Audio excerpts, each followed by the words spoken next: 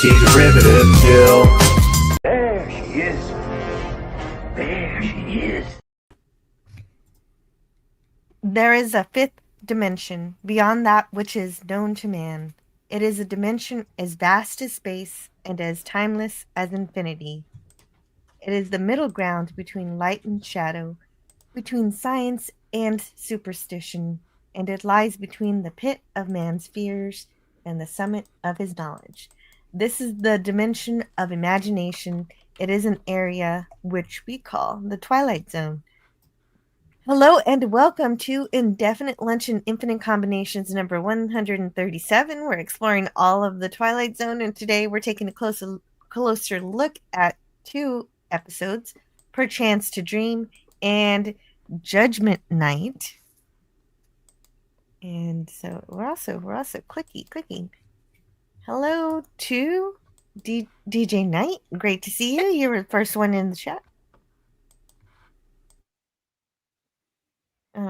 And Gorilla's here. Pokes Jill. Come on, swear. I want to buy a lottery ticket. I'm not sure when there's good storytelling. I'm not prone to cursing. So you're wait a minute. Your big day was when I reviewed section 31. So sorry about that. And hello to Watcher X. The thumbnail would be a cool tattoo. Oh. True. That's a true story. DJ Knight says, you're traveling into a distant corner of time and space, in a dimension of sight, a dimension of sound and mind, into a dimension of shadow and substance of things and ideas. Hey, I just said that. Near. We don't hear that song yet. No, we do. We hear it. Oh. There'll be the fourth season and fifth season intros. But the ninth, I thought I heard it today. It happens in your heart. It does happen. Maybe it just was. Maybe it was in my heart. Won 10 million Quatlus on a scratch off that day. Oh, nice. The exchange rate is terrible though on Quatlu, so that comes out to be like what, $1.25? Maybe like $5. That sounds about right. Both Jill and Tiger Stripes are monochrome now. I know. I want to figure out how to do this. There's a generator online. I figured it out. Yeah, well. You can do it next time. Okay. Don't worry about it now. I'm not. Hey, John the Beagle Dad. Hello. We're talking about the Twilight Zone today. And we're going to start with Perchance to Dream. Or as I like to call it, when's he going to die? It first aired on November 27th, 1959. It was directed by Robert Flory and written by Charles Beaumont. So we're on our very first episode, not written by Serling in broadcast order. And Charles will become a recurring writer, so look out for him. It's almost like the story of Charles is almost more interesting than this episode in particular himself. He wrote lots of short stories in the genre of mostly science fiction and horror, which is perfect for the Twilight Zone. He wrote Black Country, which was the very first short story to appear in Playboy magazine in 1955. In fact, this particular short story was published in that magazine in 1958. And I wonder if that's where Serling found it. And he said, oh, hey. Or how many people watched this episode and said, hey, where have I read this before?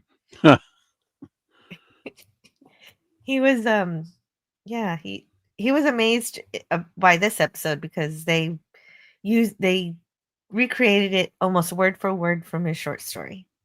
Yeah, I have and of course, go ahead. No, go ahead, Jill. Oh, I was just going to say the obvious that the title is, of course, from Hamlet's To Be or Not to Be speech from William Shakespeare. That's right.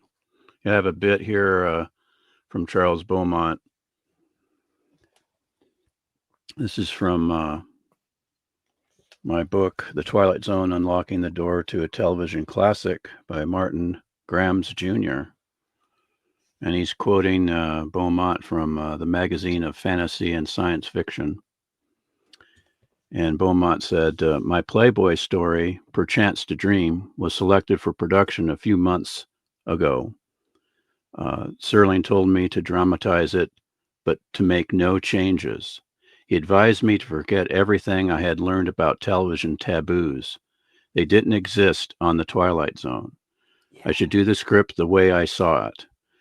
Believing the instructions to be well meant, but hardly to be taken seriously, I nonetheless did write the script precisely as I saw it. To my amazement, it was happily accepted. Nothing was changed. Not one line, not one word, not even the wild technical directions, which called for an impressionistic amusement park, a roller coaster ride, and a car crash. It was filmed exactly as written. I know because I was on the set, watching, unable to believe that any of this was truly happening. An author was seeing his work treated with respect. That is, I think, really beautiful. I didn't know that. That's awesome. Yeah. Mm-hmm. And then, in the Twilight Zone companion, I don't know, Jill, were you going to relate that story? The story about the funhouse. The funhouse. Let's wait till we get to the funhouse scene, and then that's when you can tell it. I'll let you tell it. Why not? Oh no, were you planning on telling it? Because I'll let you do it, because that's one of the highlights from the companion book. Yeah, that is. It's really funny. It's really funny, but it goes along with the story. Yeah. The sad thing about Charles Beaumont is that he passed away at age 38, which is just a year younger than myself. So that is way too young to be. He was. You beat him. He was overly committed. He was writing so many things, and he actually had some of his buddies help him out, even though he got credit. But it was more than that. He had some sort of medical condition. Well, he was taking stimulants to keep him going, and one of the science fiction writers, I remember reading that he thought it was a kind of a kind of poisoning from overuse of this particular stimulant. And it caused almost an Alzheimer type condition. When you go to Wikipedia, they're pretty specific about what was going on, and they say that he had some sort of brain condition. It might have been related to the spinal meningitis that he had as a child. Oh, yeah. Which certainly would, muck with your brain. And he did get test, and the people that are speaking up for him were William F. Nolan and Forrest J. Ackerman. And in a world of writers that really overdrink, I've known a few writers, many of. If you want to meet writers at a science fiction convention, kids, go to the Bring bar. a bottle. Go to the bar. Go to the bar. Go to the bar. But it's so true. But they stood up for him, and they were both, I don't think teetotalers, but not people. They did not drink heavily, but particularly Nolan. I never knew William Nolan I never saw him take a drink. He always looked sober. He was a sober guy, and they said that they really felt that it was the disease. And Nolan was one of the writers that co-wrote for him, secretly wrote for him, ghost wrote for him, so that he could meet his obligations, it says here. But the saddest thing here, and this is very much like a Twilight Zone episode in two sentences. On February 21st, 1967, Beaumont died in Woodland Hills, California, at the age of 38. His son Christopher later said that his father looked 95 and was in fact 95 by every calendar except the one on your watch. Huh. Yeah. The light that burns twice as bright burns half as long, kind of thing. Well, it relates so much to this episode. Well, it does. It is haunting. Like I get this episode a lot. because I make fun of it, because I'm just like, okay, so when is this going to culminate? And when it finally culminates, it's like, oh, and I do appreciate that the title of the episode is Perchance. Perchance to dream. I don't know how to. I'm English, and so, which is a weird thing to say about a Shakespearean quote. But yes. Like it is but a dream, and I like that. I like that everything that happens during this episode is just his death throes. Mm-hmm. And Yeah. I think and the tension of it, I thought this episode was almost Lynchian. It was like David Lynch saw this. Yes, this is a very macabre writer. And I'd like to say hello to Canadian Spider-Man. He says, good morning, chat. Thanks for being here. Spidey. Hey. Also, this episode has music by Nathan Van Cleve, which is a new composer name here for this series. And I'm sure he'll and a whole lot of theremin. Yeah, lots of theremin. I love that. It looks like he did a lot of composing, but a lot of his works were uncredited for some reason. I don't know what the reason for that was. And we have our guest stars, Edward Hall, played by Richard Conte, and Dr. Rathman. Conte. It's Conte. Richard Conte. Yeah. I believe so. What was he in? Brothers Rico, called Northside 7 and 7-7. Oh man. I knew for the longest time watching this episode, I was like, is this Sal Mineo? And I was like, no, it's Richard Conte. No, that's not Sal Mineo. No, but it was like I recognized him. And that's part of the fun of watching the Twilight Zone, is being like, yay, I recognize that guy, but I don't know from where. So Greek Letters Larson says, hey, keep it down over there. We're trying to blow up a volcano over here, and the noise you're doing ain't helping. Oh, I almost thought you were a gorilla. But it's about a volcano. Me too. Too many avalanches. So, Stone Racket, could you please read the opening narration for us for this episode? 12 o'clock noon, an ordinary scene, an ordinary city. Lunchtime for thousands of ordinary people. To most of them, this hour will be a rest, a pleasant break in the day's routine. To most, but not all. To Edward Hall, time is an enemy, and the hour to come is a matter of life and death. Yes, and it just opens with him just looking really ill at having to go into this high rise. And again, we have... Oh, go ahead. No, it's all right. We're just... I'm just saying we're at Elliot Rathman's office. Yeah, this is where everything falls apart for me, because he is looking directly at the receptionist and talks to her or responds. And it's like, okay. And again, we're given a description of Edward Hall as being 35 when Richard Conte was like a dozen years older than that or more.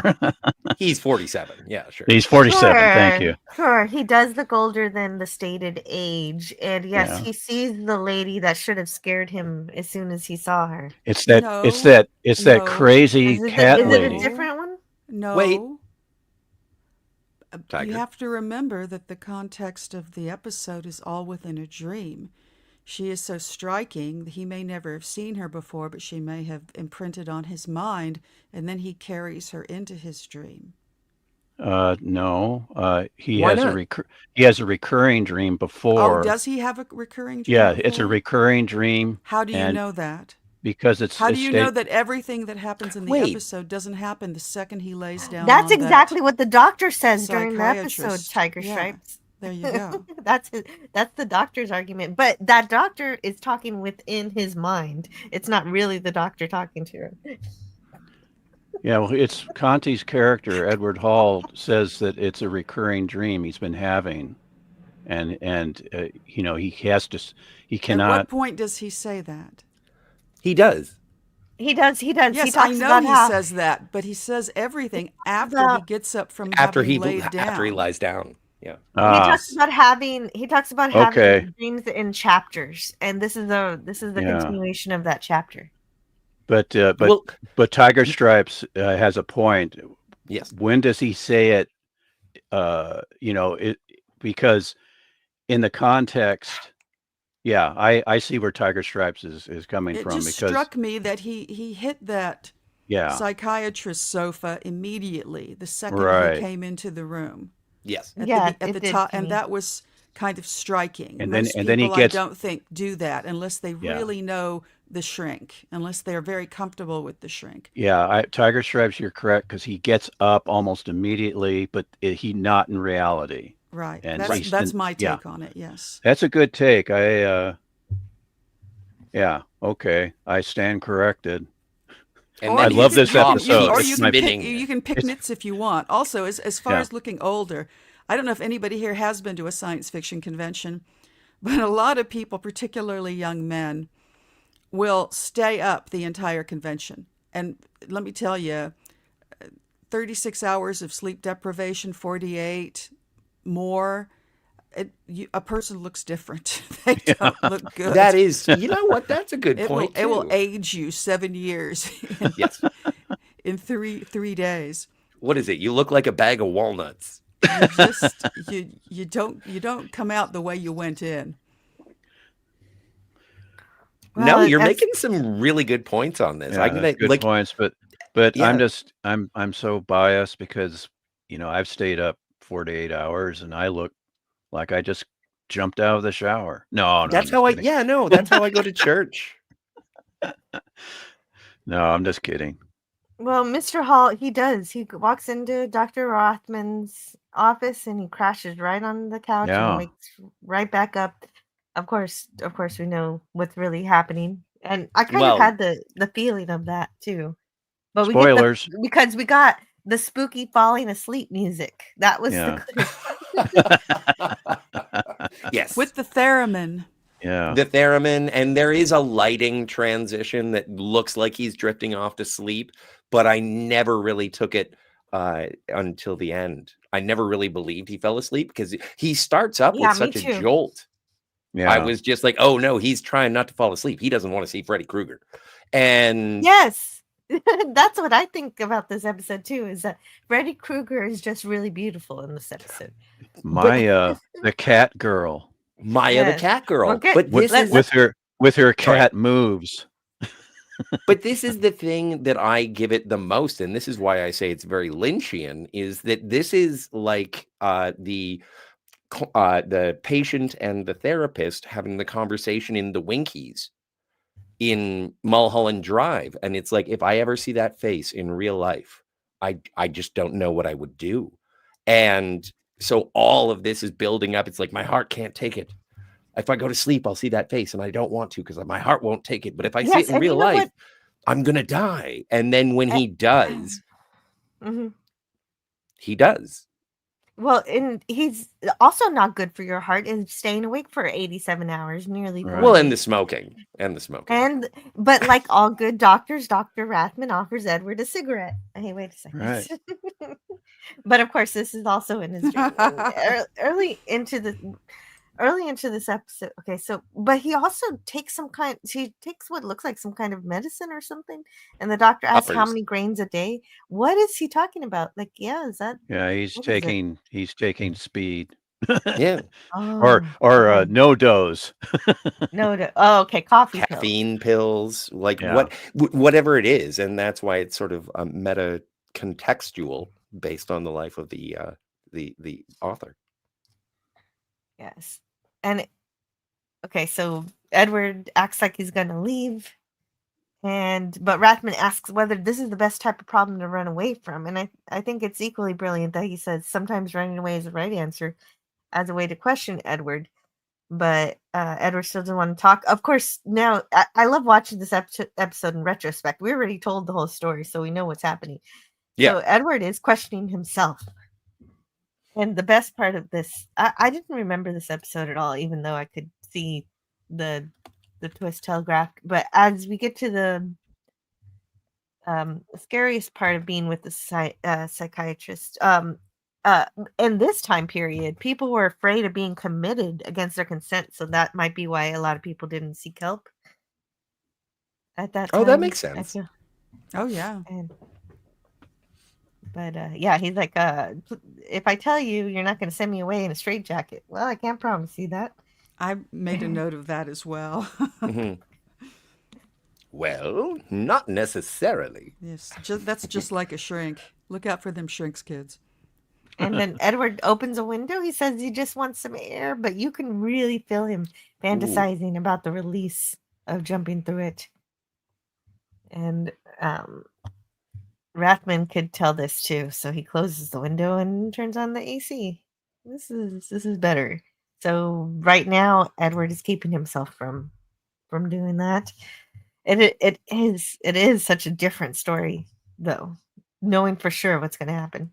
He finally tells his story, and of course, we go to the fact that he talks about how his imagination is so active, even past the age of a little boy, because of course it's normal for a little kid to see a painting and think it can move. So he talks about this boat that Why can't I see the sailboat? Sorry, a little Mallrats reference for you. the mind is everything. If you think you've got a pain in your arm and there's no physical reason for it, it hurts just the same, isn't it? Doesn't it? And so It's not a sail schooner. It's a sailboat. A schooner is a sailboat. Anyway. Jill, I'm going to have to step Yes. away. I have a sudden pain in my arm. Oh, heroin? Like No. a real, like a real No, one? no. And there's it's- no physical reason for it? That's right. It's a stinking Are you awake? episode. It's a stinking episode. And now if I fall asleep, I'll dream of Maya and she'll be trying to take my cats away from me or something. Apparently if you imagine it hard enough, it really does move, but it's not really moving. Yeah. Okay. Who's this? Who played the doctor? Do we know any of his credits? Because he wrote it seemed very down. familiar. Oh yeah, And John Larch. Yeah, he's got been in a face lot of you stuff. really can't forget. A lot of westerns, as I recall. A lot of, that makes sense. He's lot of got Western gravitas. television His shows. voice is amazing. Yeah, he's got quite the presence. Yeah, and when Edward turned 15, his heart went rheumatic, so he has to take things easy, both in exercise and Rheumatic. shocking event. Rheumatic? Yeah, I thought he said, and then I was diagnosed with a romantic heart. And I was like, is that a thing people used to say? No, rheumatic. I didn't know. I didn't think know. Bobby Darin had a rheumatic heart. That makes sense. If you got rheumatic fever as a young child, it would damage your heart. And back in those days, there wasn't too much they could do about it except advise you to tone down the living. Yeah, it sounds like a boring, like you can't, don't walk too vigorously. That or don't be surprised. Stairs are the enemy. And don't smoke too much. No. Right. Unfortunately, Oh, his no. imagination is so vivid that it sometimes is shocking to his heart. And so even when he's not dreaming, he's just in his car. He imagines dangers that will threaten him that don't exist. And we get into the danger of his imagination that threatened his life. He heard of a story of a lady being murdered because the killer was hiding in her back seat. So he began to imagine this could happen to him. Have you ever heard And- that? Have you and ever he heard that got in- horror story? I have, but Okay. because of this horror story, he gets into a crash. But yes, Scotty? Well, no. For those who are not familiar, there's a person driving down the road, and there's another car behind them, and honking their horn and flashing their lights as if they are being a dangerous predator. And the reason that the car behind the victim was honking their horn and flashing their lights is because they could see the person in the back seat. And so the imminent death was what the person behind was warning. But here we have, an overactive imagination from a man who is hooked on speed. No, he's hooked on speed because he doesn't want to go to sleep I be killed by his imagination. I recognize those cat eyes. I mean, I do cat-like too. eyes. This is the first appearance of the cat eyes. Yeah. Maya. And he's not necessarily hooked on speed. That could be all Yeah. part of this dream. Yeah. Also true. Yeah. That's that is possible. He only took that's those. We only saw him take drugs in his that's dream. Suzanne Lloyd, who plays Maya and the receptionist. She's a fox. She Yeah, is. She she's, is. We'll see She's more quite of her something. face Very in a little bit. vava-boomy. She's got an interview segment on the Blu-ray, and she comments how she was thrilled to be cast in the show because she was a fan of the show already. And she relates a time where this is before she was cast on this particular episode, but she had a date, but it was the same night that the show was on, which was Friday nights, and she asked her date if hey, let's I want to watch my favorite show before we go out. Is that all right? And so her date sat with her watching Twilight Zone, and at the end of watching the episode, her date called everything off because he didn't realize that she was that kind of a woman. Well, yeah, she was going to kill him. I'm kind. No, not He not thought this episode. He thought No. acting was reality. No, not this episode. A previous episode. Oh. It was, and because she didn't That say it was reminds this me. particular episode, but that would be funny if it was because she doesn't. That specify. reminds me. I in my younger days when I was a youth, I went on a date with a girl. She was very, very pretty. And I did the thing that I always do. And I said, "What are your favorite movies?" And she said, "The Bridges of Madison County and The Deer Hunter." So I went and I watched both of them and was like, "This lady crazy." So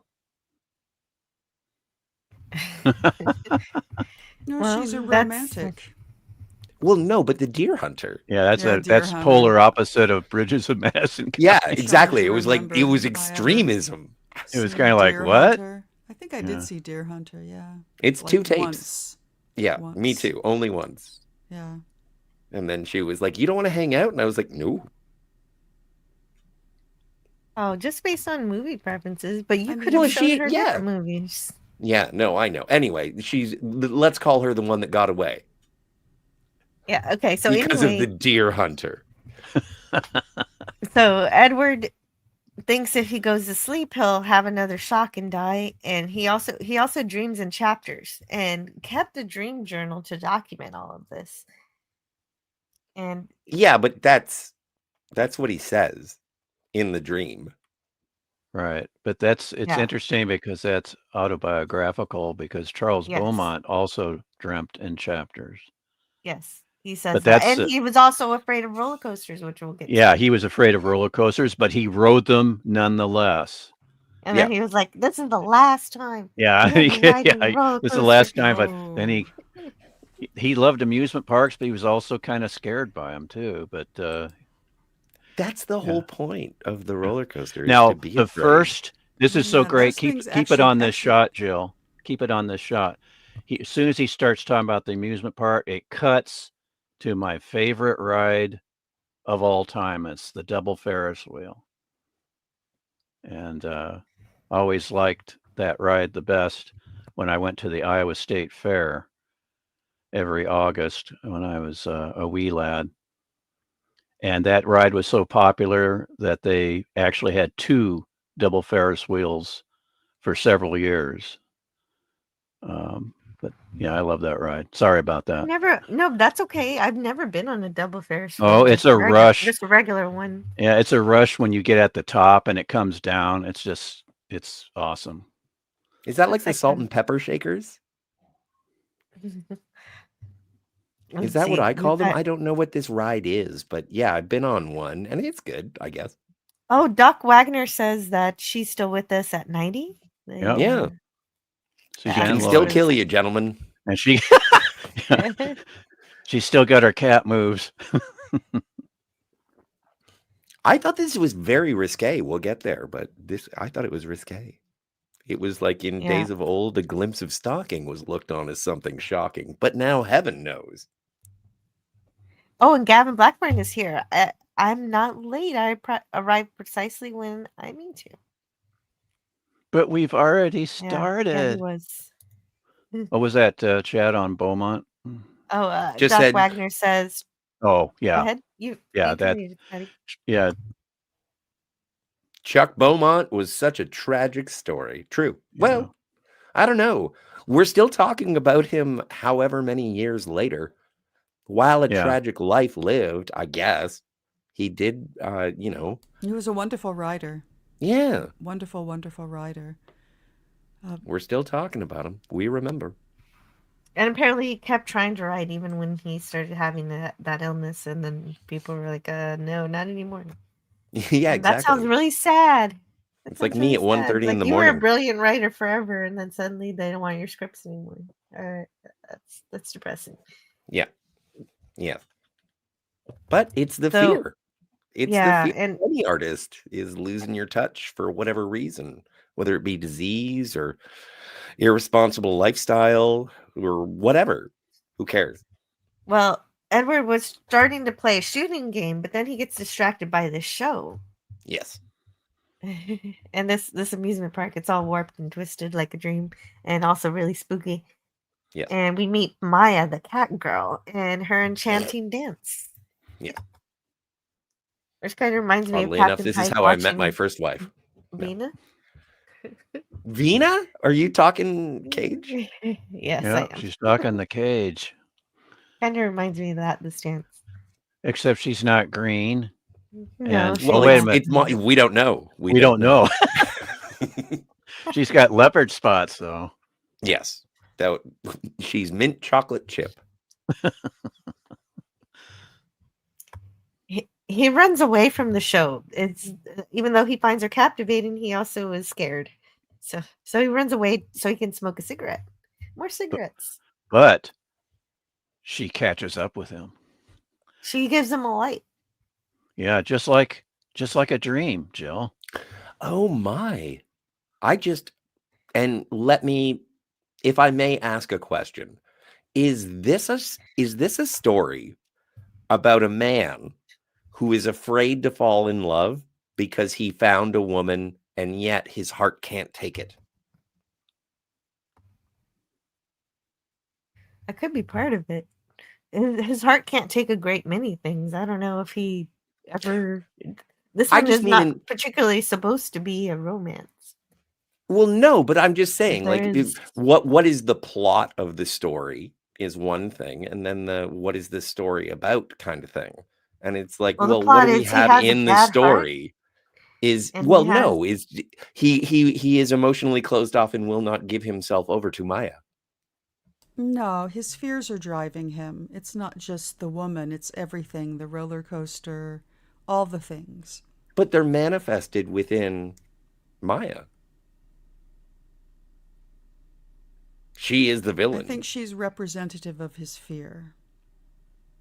That But what even if his something fear is love? beautiful can be dangerous. I don't think that what she represents is love. What do you think? Okay. No, because she's a little bit. She's just as scary. She's too malevolent. Yeah. What does she do? She doesn't do anything. It's She funny doesn't do because anything mean. Suzanne Oh, Lloyd come said on. that she got a lot of feedback throughout the years because of this show, and the men always talk in a positive way about her character, and she was always reminding them, but she was so evil. It's like, true. but that, All she but does is, you know, is yeah, give but him a light. but it doesn't matter, right, Scotty? I can fix her. Right. She's the devil incarnate, and yet if I buy her a crochet. No, if you buy her Yes, men are Haagen-Dazs, always attracted to the crazy ones. yeah, Yep. you buy her Haagen-Dazs. Such is life. Hey, Tiger, how you doing? Don't you look at me, you bastard. I won't. I'm sorry. I'll sit on my side of the bus. So Brogu says, "Hello, everyone. Hello, Jill. Hope you're having a wonderful day." And so does Sentai Ranger Donnie, who says, Huzzah. "Good morning." Anti-Derivative Jill, Scotty, Stone Racket, and Tiger Stripes, and all.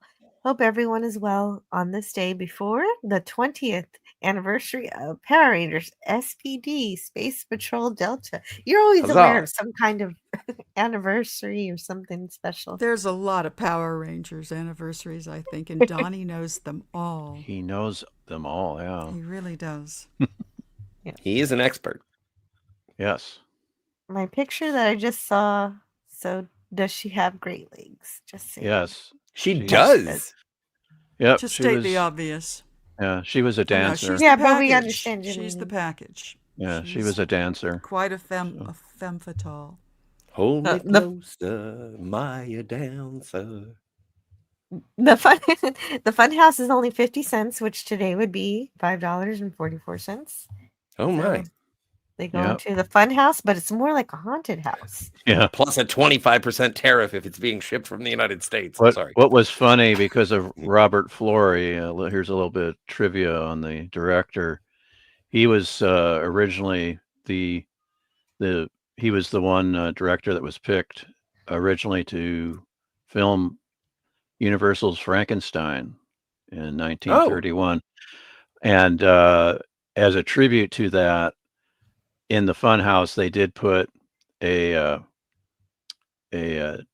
Frankenstein monster figure, and of course, it doesn't show up on this episode because they were worried about copyright with Universal Studios. Oh, So, that's smart.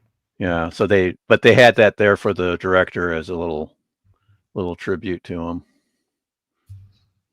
Yeah. Well, it's after that he accepts a kiss from Maya that things get even scarier, and he runs away. So he's see? determined that Maya's trying to kill him, and his heart rate was way too high, and it took him a whole hour to relax. Look at these monsters. But again, like I think that with a little bit, and not to criticize, because I do think that this is a good episode. Like just with like some Dutch angles, a little bit of distortion or something, make it look a little bit more dreamlike. I know they got fog around the edges, but it just doesn't go that hard into the surrealism. But this is really good for television. Like Theremin, like for dude. 19 Theremin's the heart of surrealism. Oh, come on. Stop with your theremin. It's there. It's present. No, I Just know. I because you love the can't hear it theremin at the too, but I'm moment. just It's saying, all if you through add a this little couple more episode. colors, What? it's More great. colors. Colors in black Really? and white? No, I Really? don't mean color. Maybe flavors is what I'm trying to say. Ah. Just add a little bit more weirdness, but then again, I like thought they're it was not plenty gonna. This isn't weird. This isn't weird enough for me, Jill, Tiger, Stone Racket. Not weird. Look at it. It's drooling. So Well, what? That's weird, man. Look at the angles. Look at the askew. angles. I love this episode. It's great. It is 10 out of 10. Basically, Scotty wants. cinematography is really good in this Oh, yeah. episode. It's Very excellent. And strong. Scotty just wants more Funhouse. More fun. More, house. this house wasn't fun enough for him. Not fun. Scotty's Not capsule worth review. $5. Scotty's capsule review needs more Funhouse. Needs more fun house. So what was the name, Stone Racket? What was the name of Chuck's friend who they went through an actual fun house when they were kids? That was, I think it was Nolan. Nolan. Okay, so Wil- they went William through that. Nolan. You want me to check? Oh sure. Yeah, go for it. William F. Nolan wrote. William Nolan. I know. I think you're right. Was Just a William second F. here. Nolan responsible for Logan's Run? Sounds right. Yep. Half of Logan's Run. Oh Half yeah, of Logan. half And of then it. Co-wrote it. Clayton. Mm-hmm. George Clayton Johnson Yes, and William Anyway. F. Nolan. that was a Nolan- splinter in my noggin. Yeah. Nolan and Beaumont were kids, and they were going to a fun house, and they saw this young punk kid wearing a leather jacket, cleaning his fingernails with a switchblade. And I guess this is the kid who was taking tickets or whatever outside. And so they were in the fun house, and Chuck says, "I think that kid's in here with us. That kid with the knife. I think he's in here with us. I got a feeling." that leather-jacketed son of a bitch with the knife is in here with us. And and his friend says, "Oh, come on, Chuck. He's out there. He's got to take tickets." And Beaumont said, "Who knows the funhouse better than that kid? He's been here by day and by night. He's been here when the lights were on. He'd kill us so quick in the dark. How many bodies have been washed under the pier? We were on the pier and we could hear the water lapping. How many trap doors have opened and how many people have gone in one end of the funhouse and never come out the other?" I um, I said, "I guess that kid could be in here all right. Did you see that look he gave me? He didn't like me." And so he basically convinces oh, what's his name? I forget his name William already. Nolan. William Nolan that this kid with the leather jacket is in there trying to kill them with the switchblade. And so they run through the fun house and Yeah, he had, they yeah, they and just he panic. yeah, and he had me convinced that that kid was in here with the knife. And by the time he had finished talking, we were running through the funhouse to try to get out before the kid could get us. And I said, "Here, this way, Chuck, this way." And he'd say, "Over here, over here." And when we got out, we ran out. And the kid was still there at the ticket stand, and he was still picking his nails with his knife. And I looked at him, and Chuck looked at me, and he said, "Well, I could be wrong." Ah, That's a great that's story. it Yeah, is. that's awesome. Oh, hey, the Triple Clowns channel is here to sleep. That's Perchance. a new one, right? I Yeah, that is a new one. yeah. That's new. Hey, And welcome to the channel. he's quoting Shakespeare. Yes, could you read it for me, Stone Racket? The Triple Clowns channel says to sleep, perchance to dream from Shakespeare. Hamlet. The uncertainty and potential dangers of death, where sleep represents death itself and dreams represent the unknown that occurs after death. Yeah, well said. That's exactly right. That's this episode. Yeah. And I he can't can't remember what writer referred to sleep as he didn't like sleep. He called it the little deaths. I can't remember who said that. Oh, the little deaths. Yeah, Oh, I never thought about someone that. around the time of Edgar Allan Poe, I would imagine, if not Poe himself. But I don't think Poe actually said that. I think it was one of his contemporaries. Well, I don't know who said that. Yeah. But Edward does find a roller coaster. He tells Maya to stay away from him. And he's even holding his heart in fear now. He's very afraid. He says he can't handle the excitement, but she says he can. He's just in bed asleep, so he can do all the exciting things he can't do in real life. And he didn't want to do it, but he couldn't help himself because he's in a dream. And that these restraints on this roller coaster do not look very safe. Like there are no over the shoulder restraints. I don't even see any kind whatsoever. I do love a roller coaster, but I like over the shoulder restraints better. Even for a wooden roller coaster that doesn't have any loops. Anyway. He wanted to get off the ride, that thing you say when you don't like the ride, but you can't, it's too late. And then at first Maya said she can't, but then she goads him to jump. And now he's afraid that she's gonna push him to his death. But he wakes up before this happens, and this is what he's scared of, is that she's gonna push him. And the beautiful Freddy Krueger is what he's afraid of at this point. He's afraid that she's going to give him that deadly shock that will kill him because of his heart condition. So he finishes telling this story to the doctor. He decides the doctor can do nothing for him, and he leaves, and he's about to leave. But then he sees that the receptionist looks just like Maya, but her name isn't Maya. It's Miss Thomas. Yes, her name is Miss Thomas. And so in reality, the doctor never even got a chance to help him. He what happens is Edward immediately sees this lady looking just like Maya, the cat lady, trying to kill him. So he dives through the window, crashes right through it, and landed on the pavement. And now I see why this one isn't on heavy rotation on the television. As it turns out, Edward was asleep this entire time, and this whole thing was a dream. And the shock of this dream, especially jumping out of the window, is what killed him. Jill, a dream to Yeah, some, a nightmare to others. definitely a recurring nightmare. I love to quote Excalibur. That's Merlin Mm. from Excalibur.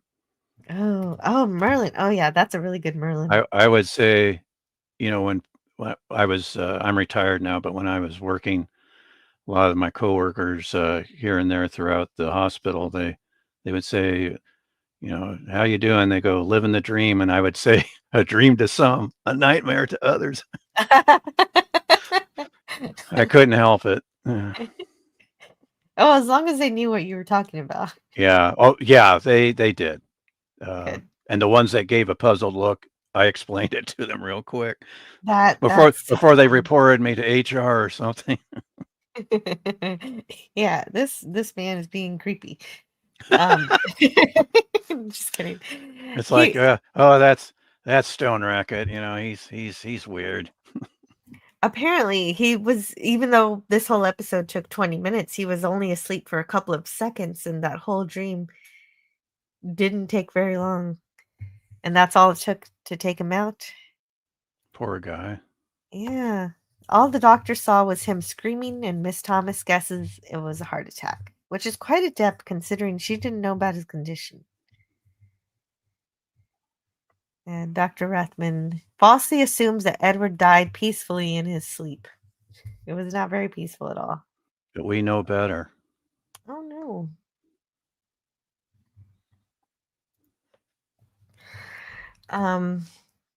So then we have the next episode. But before we get to the next episode, we need someone to read the closing narration for the last one. And let's reflect a little bit about it. Let's put this in here. And Tiger Stripes, could you read the closing narration? Sure. They say a dream takes only a second or so, and yet in that second a man can live a lifetime. He can suffer and die, and who's to say which is the greater reality, the one we know or the one in the dreams? Between heaven, the sky, the earth, in the Twilight Zone. Oh, sorry. Actually, that particular theme is not present yet. That's right. I know, but Scotty put it in our brains. It's a We're bit thinking about it now. and he's not even here. That's a bit No, he's premature. not. But he influenced us earlier. But that's true, and I like the themes of this episode. Understanding the difference between reality. How I feel about it. There's several Twilight Zones that are just like this. At least one I can think of that's just like this. Mm-hmm. Well, because the exploring the difference between reality and dreams is something we think about a lot. So it makes sense that there's more than one like this. And I want to say hello to Penny. Hi. Hey, y'all. Driving home from Women on Missions. And Triple Clown says, and how good was John Larch as the doctor? Oh, yes, he was great. Sorry if I missed the start of this. He was fantastic. We all noted that he has a level of gravitas that, he's got a real presence, that guy. He was so good that I was upset that Edward didn't really seek assistance from him directly, even though he was just seeking assistance from himself. Because of course the whole thing was a dream, but the doctor was actually hitting on some really good points. Yeah, but when it as comes he's down to it, I've interested always in been on his Team mind. Jacob. This has nothing to do with that. Yes, this has nothing to do with that. Sorry. Why would you Yes. say that? Because I like Because he likes to lob a hand grenade into the room and see who will jump on it first. I don't know. Tiger Were you- gets it. Oh, I thought you were Yeah, but referring it's to so the Jacob's Ladder film. No. yes, Okay. that's No, exactly no, what Scott is don't. talking about. Yeah, but that's Matt G. that's a nice analogy. Also, another similar kind of a concept. I like how we're all now monochrome. Yeah, we There made you it. go. We have entered one of the darkest regions of the Twilight Zone. So Swift -1, our Matt G, is here. He says hello.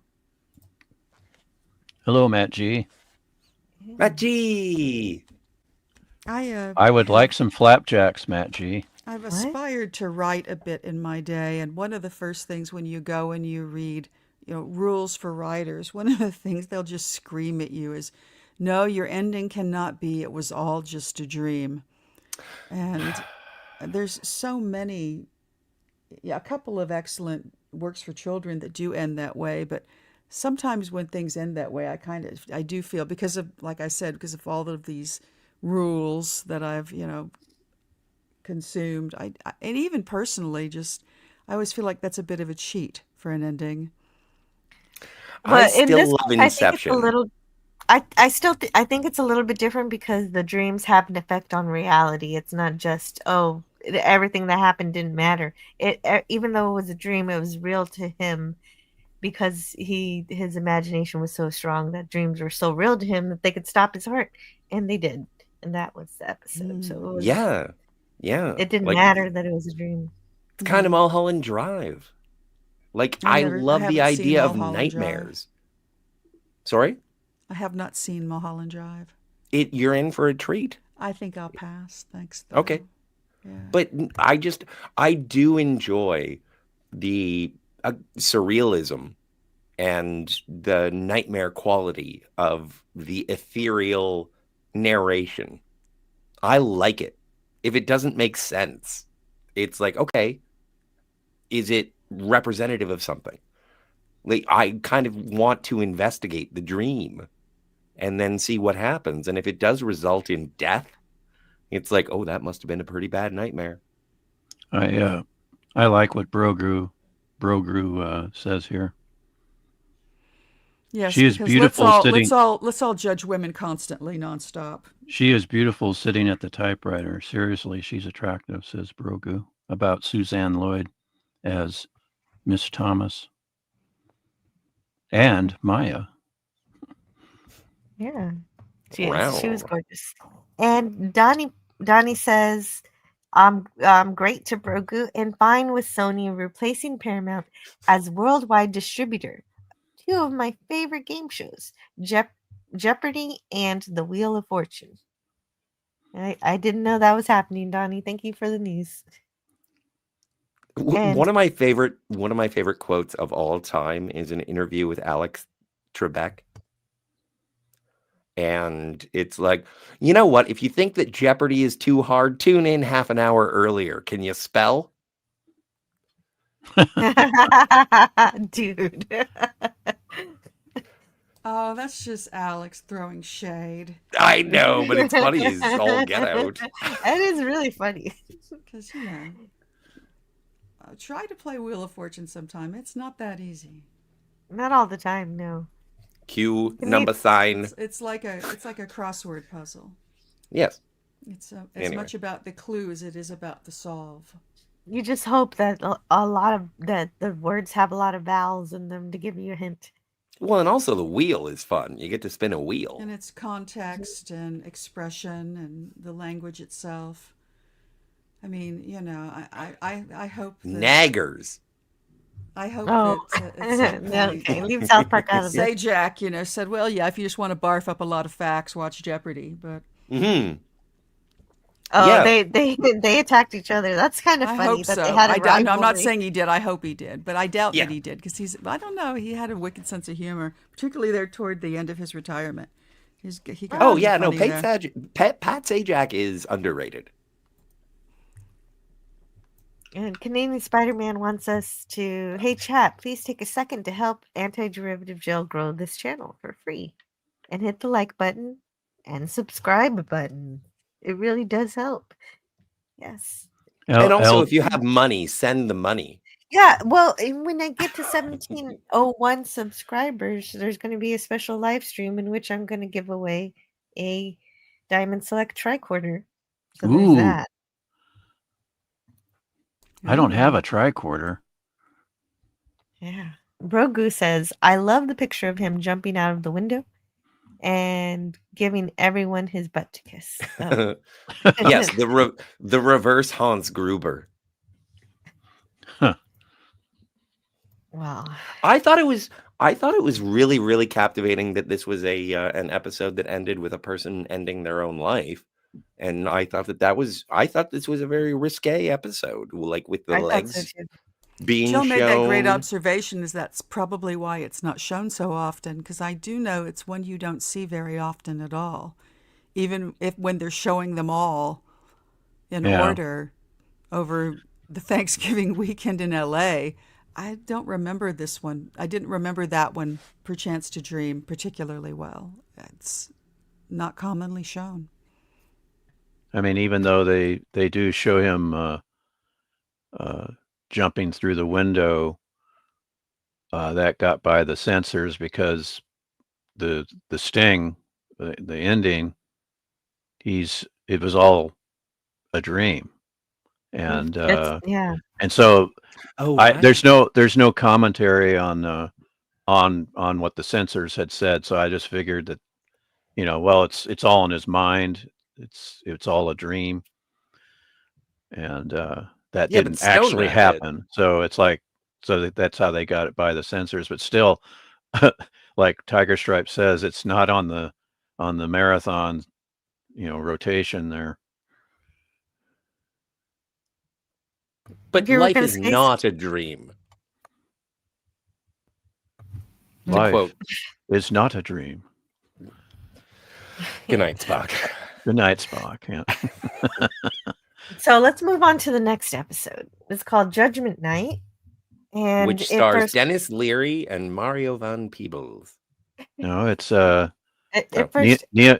Persoff, and let's see, we have Patrick McNee in a part. There's so many people, but first I want to say Judgment Night first aired on December 4th, 1959.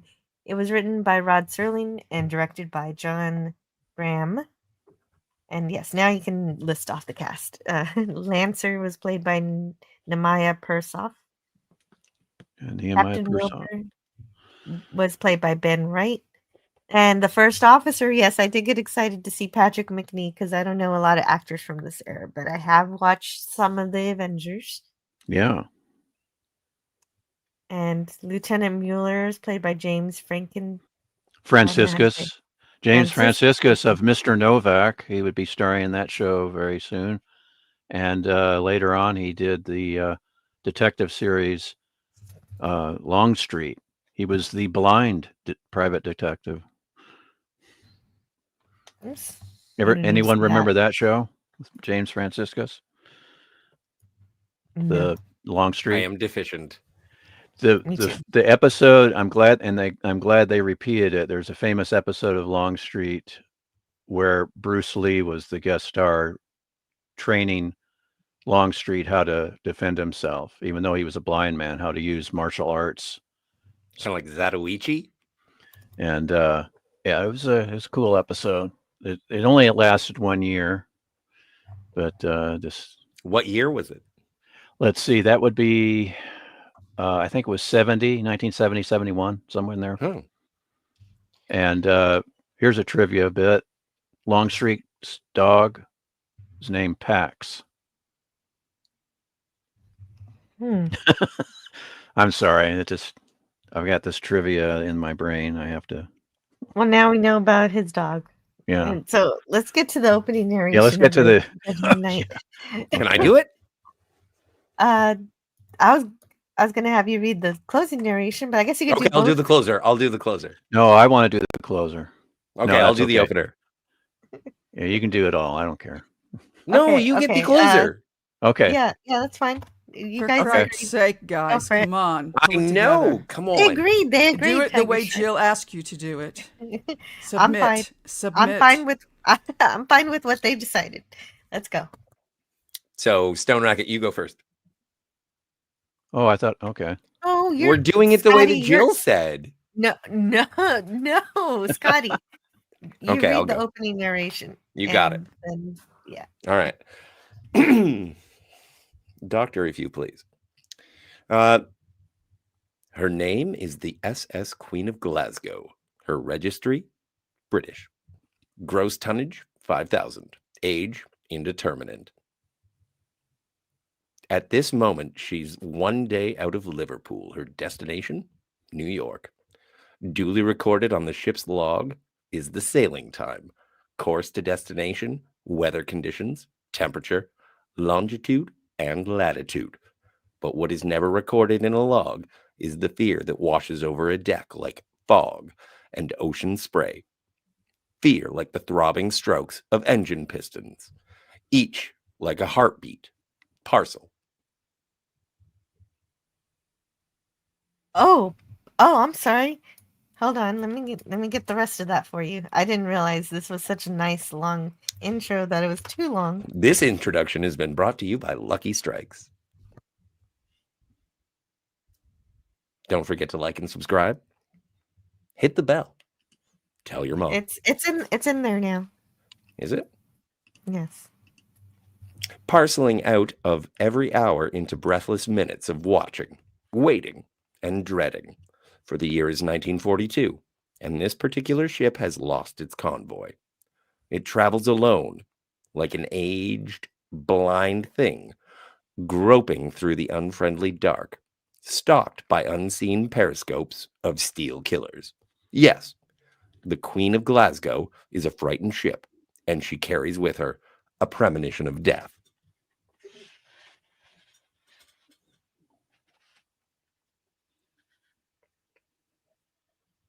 And there you go. There's the opening narration. Well done. And yes, it was very well done. And so usually in these opening narrations, you get the protagonist's name. And in this case, it is the SS Queen. It is the ship itself. And so that is our main character. And so we meet this man named Lancer, and he seems to be confused as to why he's on the ship. He gives this doll to the little girl, and we don't know their names. Oh man! So, but we know Lancer's And actor's Mr. name. Potter. Yeah, And his the name was. doll comes into play later in the episode too. So It it's nice does. that they kind of make a point of it. Kind of tragic, yeah. I do appreciate it. It is really heartbreaking. His name is Spoilers: the Nemaya child died. Persoff. What? The actor for Lancer is Nemaya Persoff, and he was born in Jerusalem. So this is quite a way to face some demons here. But I adore that. I do too. Like I do enjoy in the same way what is it, Patterns of Force, when Shatner and Nimoy dress up in Nazi uniforms. Like there is something that I find just brings the terror. Like there is something about not only the terror, the fear of being subject to such evil, but also a performer that will put themselves in the shoes of such evil.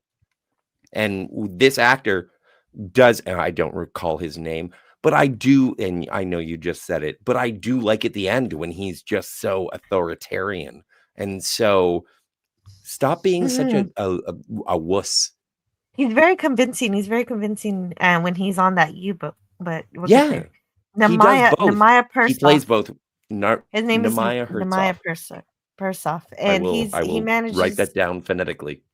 Well, he's just learning. It's almost like he's just meeting these people for the first time. Major Duveau and his secretary, Miss Stanley, and Jerry Potter says, is Jerry Potter is being Jerry particularly Potter.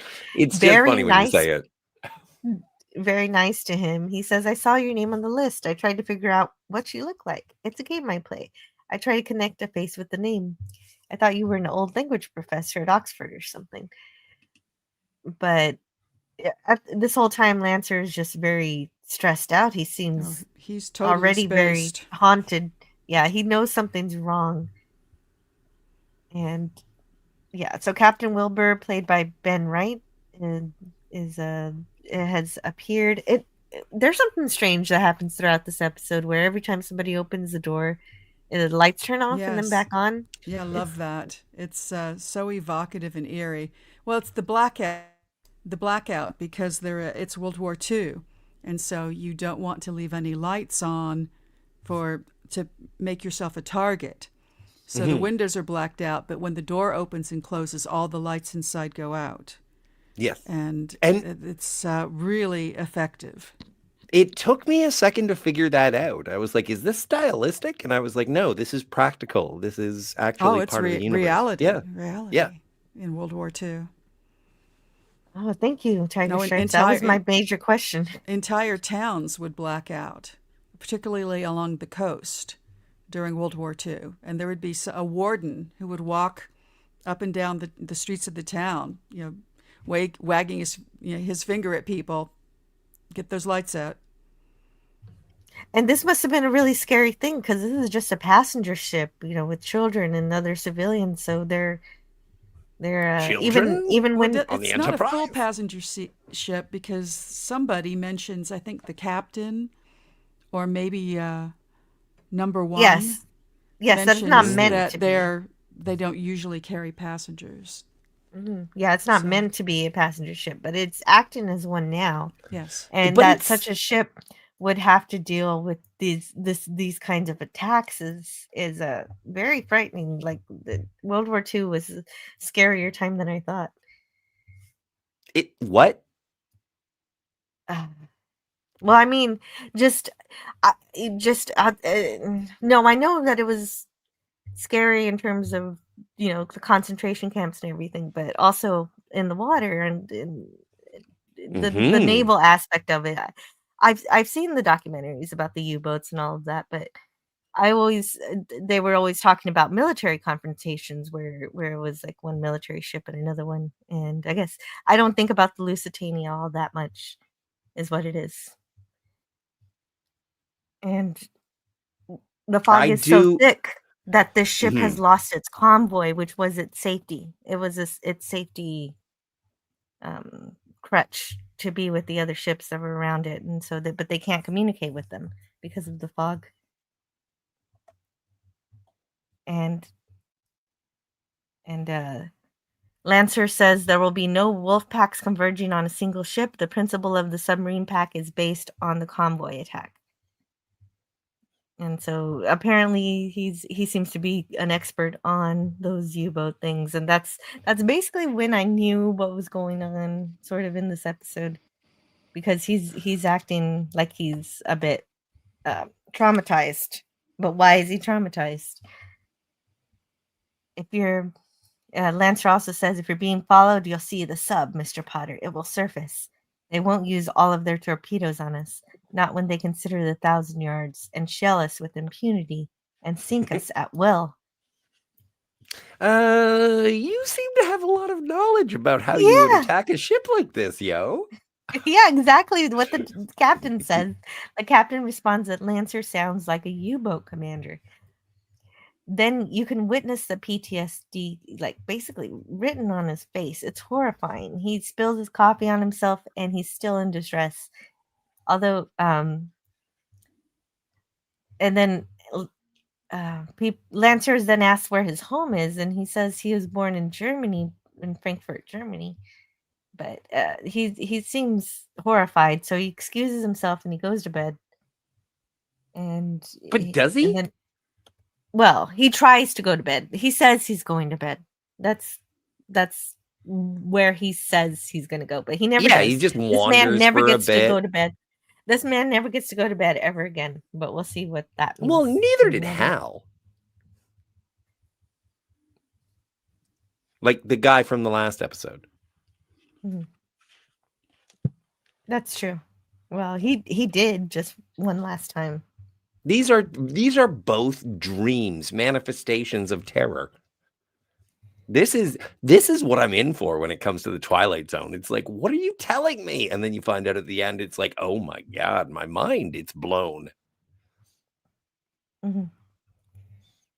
Also, I do, big ups to Mr. Persoff. Is that his name? Persoff? Yes, that's right. You got it. And the thing is I was watching this and I was like, this would be so much better if it was Peter Lorre. I liked it the way it is. I'm not sure who Peter Lorre is. This would be so great if it was James Mason. I enjoyed this conversation that Lancer has with Miss Stanley. He tells her that he's experienced this before, and she confirms that she's also had feelings of deja vu, basically. But it goes beyond that. He doesn't even remember getting on the ship. So she asks if it could be amnesia, but he knows who he is, where he was born, but he can't say anything further. He just knows his name. Frankfurt. And she offers he should probably go to bed, but he's sure there's a U-boat out there stalking them, and that's I think that's the actual point in my notes where I said, oh, okay, is he an officer from a U-boat that attacked this ship, and this entire passenger ship has already been destroyed, and everyone is really dead, and he's just imagining killing his victims, but it's different from that. I was almost right because I hadn't seen this episode before. Well, and Patrick McNee is such a presence. Oh, did we see him already? Oh, yeah, he's right yeah. there. Oh, there he is. There he is. He's hiding behind some I think but McNee is the voice that starts the entire episode. Oh, what? No, that's I Rod. believe he is, telling him to put the light out. Oh, my mistake. At the Oh, top that's of the right. story. Yeah. Yeah. Yeah, and he's like, yeah, you better get some dinner. And so Lancer's called to the bridge. The captain wants to see his passport because obviously he's never seen his passport. Lancer says he must have left it in his cabin. So It's full the of captain orders swastikas. a watch to be placed on him, and a steward helps him put away his things. So let's get to that part. A German does not have a passport. A German owns the world. Yes. The steward thinks that this Nazi Navy hat is a souvenir, a war souvenir. But this is the only part of the episode I don't like, that it gives it away right here. Carl Lancer, Captain, Lieutenant, and Capitan, Lieutenant. Captain. Lieutenant. Kriegsmarine. Or And, I think Serling says Lieutenant when he says it at the end. Yeah, no, Lieutenant. Yeah. Lieutenant, yeah. Kriegsmarine. I wish the hat didn't have his name inside of it, so we could still maybe imagine that this is just a souvenir. But well, it would be better if it left this part out, I think. No, I blame it on Sanka Coffee. I blame Sanka as well. We'll get to that part in a minute. Okay, great. Oh, I didn't even snap to the fact at this point that we didn't get a normal Twilight Zone intro, and now we finally get the Twilight Zone title screen. Yeah, that's the mid break. Yeah, that's brilliant. That's odd. Yeah, I was thankful that when it was syndicated on in the mid 70s and our local PBS station was showing it, that they kept these in, because sometimes the music fades into this particular bit of animation. But I like when television does something that's a little off the beaten trail. And this is something that is, while it was sort of like you're watching the Twilight Zone, it was also something that if you left out the introduction altogether and then it was at the halfway mark that you did the opening credits, it's like, this is weird. And if it's weird for the sake of being weird, good. Mm-hmm. And Yes, agreed. It is a little odd. And DJ Knight's hiding from her. Okay, so this Maya. is from the last episode. Maya. Yeah, from Maya. And beneath Richard Kant from the last episode was from wait, no, this is a Really? different I gotta watch. classic. I gotta watch that. Wait a minute. I'm not sure who he's saying I'm was not in. sure what that. Well, He's no, saying but it's one always of the it's always a one good of the idea ac- to watch he- Beneath the Planet of the Apes. Like it's he's always a saying good idea. Classic Comics. First of all, hello, Classic Comics. He's saying Hey. somebody, one of the actors today. Oh, James is Franciscus. from- James Franciscus. Jimmy Yeah. Franciscus. Yeah, Okay. he was in Beneath the Planet of the Thank you. Apes. Can't wait. Yeah, I knew it Gonna would watch have it to be today. somebody He's from like, today's episode. it's a city of apes. Yeah, they needed an actor that was would remind people of Charlton Heston, and I'm like, yep, there you go, James There he Franciscus. is. He plays Brent, I think, is his astronaut name. So Mm. Triple Clowns channel says Persoff played his part well. The opening with his eyes just starting back and forth was a great shot. Sadly, the rest of the cast was wooden. But I think disagree. I think that. I think yeah. what Triple Clowns is perceiving as woodenness is just British reserve. yeah, I didn't really. Yeah, I Keep agree. calm and carry on.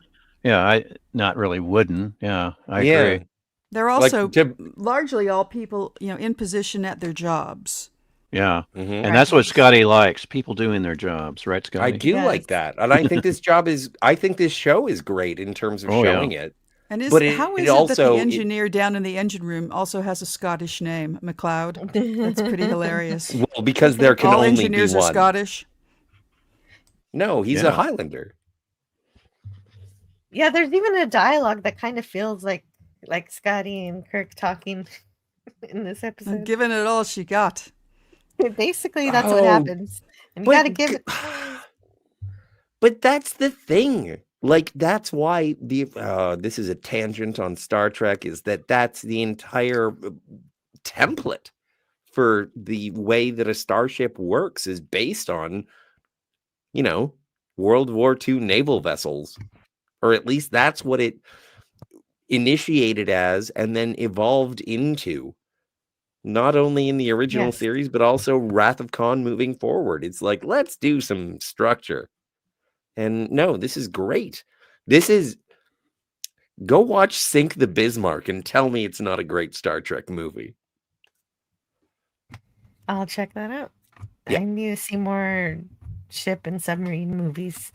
So Lancer is Run worried. silent, run deep. Engines sound labored and then they stop, which even terrifies him even more. And now Here's my distracted. question. He suddenly knows something is going to happen at 1:15 a.m. 1:15. Here's my question. If they don't take on passengers very often, why do they have a fully stocked bar with a bar steward? Is that just a job you can get? Might be the captain's quarters. All right. Well, it's for speaking, it's for the crew. It's not really meant for, passengers per se, but it's being despite that, it's being utilized since they do have a handful of civilians. Well, and also like sort of in the same spirit as we discussed previously, this is but a dream or a purgatory for It's a purgatory, yeah. for Lancer. Yes. And so his idealization of the ship itself that is going to be destroyed may be just punishment. It's like, it was a lovely place. They had a bar. I don't know. And then we sank it. well, he doesn't seem to be enjoying himself. No. Well, he's drinking This is- gin. The Judgment Night is okay. So this is from the companion, marked the first and only reported case of censorship on the Twilight Zone. In his original script, Serling had the ship's first officer, Patrick McNee, later the inimitable Mr. Steed on the Avengers, order a cup of tea to the bridge General Foods, whose Senka coffee commercials were sponsoring the show, objected to this reference to what they perceived as a competitor. The line was changed to ordering a tray to be sent up. It's fortunate that apparently no one at General Foods realized that on occasion people will drink water too, or the episode might have had to take place on dry land. Yeah, That's it. yeah. Zachary gets it kind of wrong there. The original line was calling for a pot of tea. Oh, a pot of tea. A Okay. pot of Well, tea, and then it's just McNee here as what's his character's name? Number one. Number one. Yeah, he's second in command. That's right. Number one. He just says he orders a tray. yeah, that confused me. Like a tray of what? Sandwiches. No, I That's just, what I you know thought. what? I noticed sort of a stutter of editing, and I was like, whatever, it's the 50s. Yeah, it did strike me as wrong, and so I'm so glad that there's a reason for it. And I Yeah. loved even if he got the original line wrong, I loved Zachary's jokes there. Yeah. It's funny too. It's funny to learn. Unfortunately, like the 16 millimeter shrine, Serling felt negative about this episode, according to my book here. Oh no. This is quoting Serling. He says, "Judgment Night in its original script form was a better than average flight of fancy. Its filming left it so considerably less than that." So it's he That's didn't like no more. He didn't like the execution of it, and it's like, well, You don't have any more explanation there? in no, his own that's it. words? Those are the two direct quotes. It about sounds it. like he smelled. didn't like the directing. He didn't like the execution. Yeah, the directing, maybe the production values, but the thing is, production values are great, especially I when thought you so too. Yeah. and especially when you compare it to his to Serling's night gallery segment called Lone Survivor, which is dealing with the Flying Dutchman theme. The production values on that were incredibly cheap, but that was because of the limitations of the budget for that series. But here they're using sets from an MGM movie. So the wreck of the Mary Deer. Now, I was So wondering about that because the sets look much. I mean, I kind of figured they must have had something that they was already there that they were using, because you couldn't construct these beautiful sets just for a television. right, episode. and they were still standing from the use of that film, and I thought that's fantastic. And I liked this episode. It's not one of my favorites, but I liked it quite a bit. I just like the Flying Dutchman kind of purgatory kind of theme. Yeah, the guy sort of deserves his damnation too. Oh, yes. Because when he's sitting at the table with people in the beginning of the episode, he mentions that a sub won't fire on a single ship. And, they're really only interested in a convoy. And it's like he's breaking his own rule. Yeah. When he does that in reality. Yeah, we learned that. He is going against procedure. Yeah, we learned that big time, especially through James Franciscus. It's like a hunter shooting a doe in the fall. It's some things you're not supposed to do. Yeah, and exactly. that's why I really I like this episode, because it is sort of okay. You do get your punishment, and this is you could watch this on a loop forever. And this is his punishment. Yeah, you could loop this one. Yeah, and then you're just the one witnessing his torment, and why he remembers everybody, but he's not really quite right. That's why he has the deja vu. And it becomes horrific in terms of, and I think the production design, there's a moment where he swings open a door and it seems to go on forever. And I was like, that's a matte painting. I can tell. But it's great that way that you use that. And then when he spins around and he's like, I'm telling you, we have to leave. And it's like to the families and everything. And it's like, this is really scary. Like, if you don't know what's going on, which I didn't at the time until I got to the end. And it was like, oh my. But we're already doing that right now, Scotty.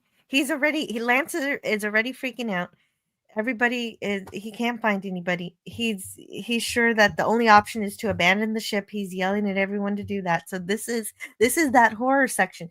He's screaming at the top of his lungs, everybody, why can't you understand? You got to get off of this boat. I know the U-boat's coming to attack, and he's telling everyone to abandon the ship. And yes, you look through the story, you can see it's a drawing. It's a gorgeous drawing, though. It's very beautiful. Like and in these days of high digital resolution, you can see that it is. But back in the day, you could not. Back in the day, that would have been very effective. Yeah, on our old black and white TV sets. On our tiny black and white TV sets with the fuzz and the bad resolution and the rabbit ears. Yes. But I was even though I can tell it's a drawing, I still feel like like I could step into it. Yeah, it's dream. Oh yeah, you would it's be part totally of the dream Wile E. like Coyote. Yeah, Jill can do that. Yeah, she can paint a scene on the side of a cliff, and I'm Wile E. Coyote. She's the Roadrunner. I would paint it. Jill would run through it, and then I would be like, I gotta chase her, and then I'd smack my face.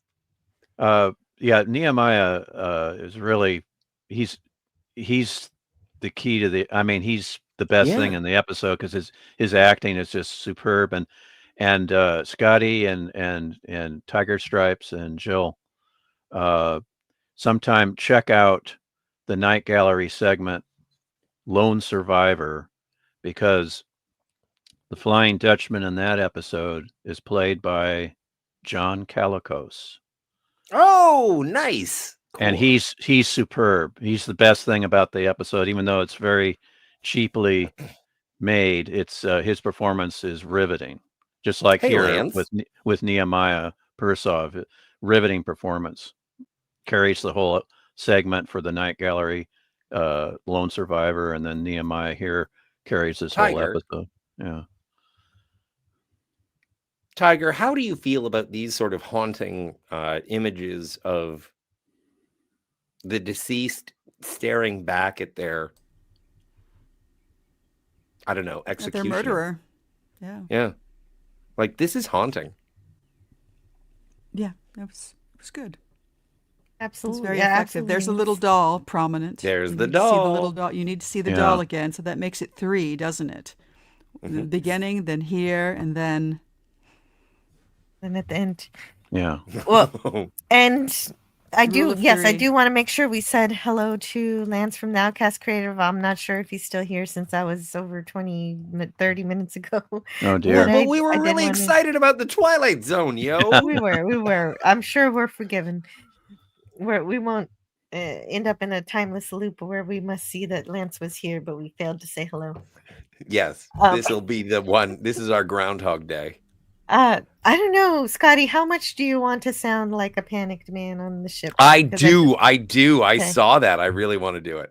Okay, please. Is it only the last one? Yes. It's not the premonition of death, right? No, it starts off at, we must abandon ship. Okay. All right. I'll do my best. And if it's obnoxious, it's because I'm very, very panicked. So.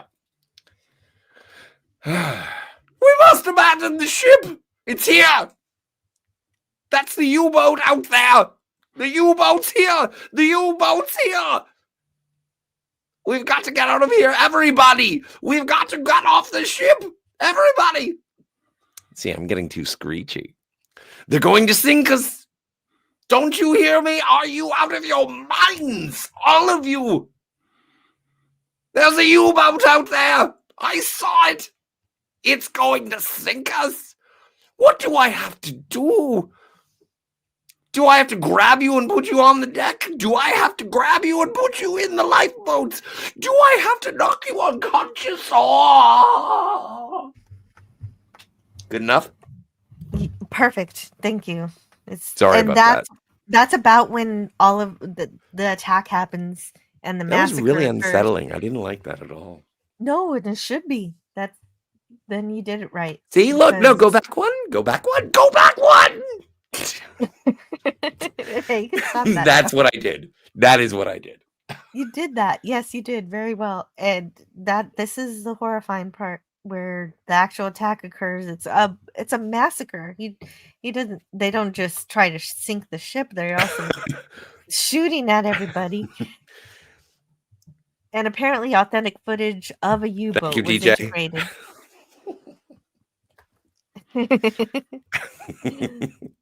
into the episode. So there's cannon blasts and fire, and it's a heartless massacre. And only now that they're under attack do they finally start thinking about the lifeboats, but it is far too late. And this is that reveal where Lancer discovers but this is also that he discovers that he is attacking this ship. It is him. But this is also like this is another Lynchian episode, and maybe it's just because I've been plowing through David Lynch movies since his untimely, or actually very timely passing, and it's so crazy because it's like when not very timely. I'm sorry, not very timely. Well, come on. He's gone before his time. Nehemiah Persoff lived to be 102. Yeah, okay. Well, I'm not saying that anyway. I think that we agree from different perspectives. But I'm just saying it's like Robert Blake showing up and giving Bill Pullman the phone and being like, "I'm at your house right now." And when Lancer is looking and it's like, "I'm the man who's killing me." And that, like, I think that's a little, like, that twinged my terror. I was just like, oh no, what if I am the implement of my own demise? And that's where I think that this episode hinges. It's like, what if we're the baddies? Scotty, don't look out your window with binoculars. You may not like what you see. Oh no, I do. I'm a peeping Tom. No, you you look out and you see yourself, except your face has clown white makeup on it, and you're grinning. But that's the thing. Yeah. What if I look out my window and I see me naked? Terrifying. Anyway, moving on. Well, moving on though, Miss Stanley. I think the actress, whoever plays Miss Stanley, she did play really well as someone trying to escape. Yeah, that was disturbing. Yeah, I'm surprised that got through because that's for 1959. That's pretty I thought that was intense. Yeah, it was chilling. Yeah. Let's see. Let me see. Can't seem to find her. Yeah, just a She's second. not on the list of actresses. Is her name Barbara? Deirdre. Deidre Owen played Barbara. That's the only girl I can find. So yeah, Deidre she Owen reminded me of somebody. And then Debbie Joyce played the little girl with the doll. Mm-hmm. She's uncredited. Yeah, but fortunately, in my book, everyone's credited. Well, retroactively credited. Yes. But yeah, this is a massacre, and Emily Watson. No, she reminded me of Emily Watson.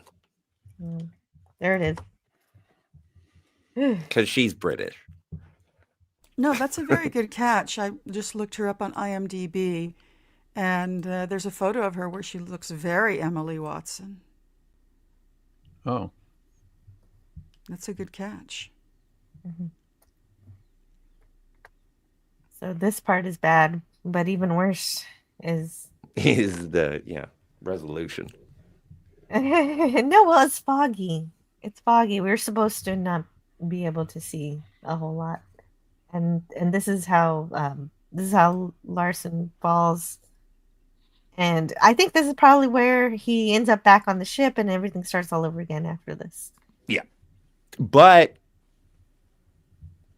don't wait. There's more. I'm dying. Yeah, as you should, you son of a bitch. But here's there's the who doll. shouldn't have died. Yeah, And the and thing, no, and I don't know if the creepiest and the best part about that is that when you see the doll, the last thing you see is a hand pull up to bring it back to the that person who cared about it. And that was terrifying. It was just, that was the most horrifying part, You Scotty, do? is when you see the little hand reaching for the doll. You Yes. do? yeah. Yes, I I did did. not clock that. I saw it. That's what made me cry this episode. I did not see that. I have to go back and look for. I didn't see that at all. Wow, I really missed that. I refused that's to super make a eerie. screen cap. I refused to make a screen cap of that Uh-huh. because I didn't want to see it again Well, right that's now. super disturbing. How could I have missed that? You know, I'm watching it on Freevee. Maybe they cut it. Yeah, it's really quick. Oh, It is really quick. But It is. maybe they It's cut a it. blink and you'll miss it. it's possible they I'll cut go it. back and have a look. I'll go back and really have a 'Cause- hard look. 'cause Yeah, I no. need to see that. It's Tiger Stripes, It's very Spielbergian. You should totally go back and see the death of the child. If there's Okay, something don't that's been put it like censored, that. I want It's to hard- know. That's what It's it hard. is. It's If there's something heartbreaking. that's Yeah, been I know, but censored, you're I saying want it to know. differently. It's a heartbreaking addition to the film of the presentation of the And I massacre. might be taking it flippantly, but the thing is that I'm super impressed at the dark nature of what I viewed. Like, this is something that it's just like, you got away with that in the 50s? And then you watch something nowadays and it's like, oh, we can't show that. That would be too upsetting. And it's like, no, Right, but we trigger did warnings. this. We did this 70 years ago.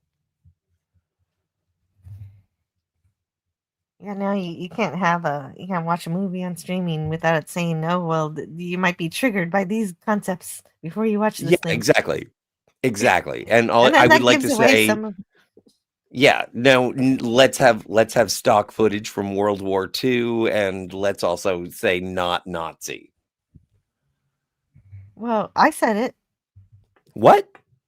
I You said it a couple can't. times this episode. You can't say that. Yeah, you can. Okay. It's fine when I want to. You sure? Mhm. All right. You Who say can who so. can pronounce that? It's interesting because Germans. on Midnight's Edge and WDW Pro and Valiant Renegade, they all, instead of saying Nazi, they say Yahtzee. Hey, I have 5 dice. I know, which is just a fun game invented in Canada. Is it Canadian? I didn't know. Well, Yeah. well, Jill knew. No, Well, no, I know. And you know what? There's going to be a 25% tariff on all games of Yahtzee now. well, and it maybe in 30 days, but maybe not. No. It's already cool. Sorry for talking about something topical. We already Yeah. acquiesced. We're Canadians.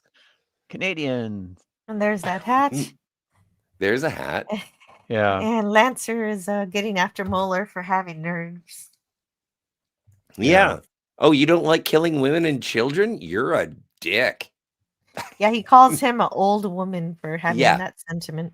And yeah, and which and I love this moment in the story because it's like we've empathized with Lancer throughout the episode, and then we find out why he has been put upon the ship, and it's because he's an asshole, and that's why he gets to live in terror and die 100 million times for all eternity, as Stone Racket will say.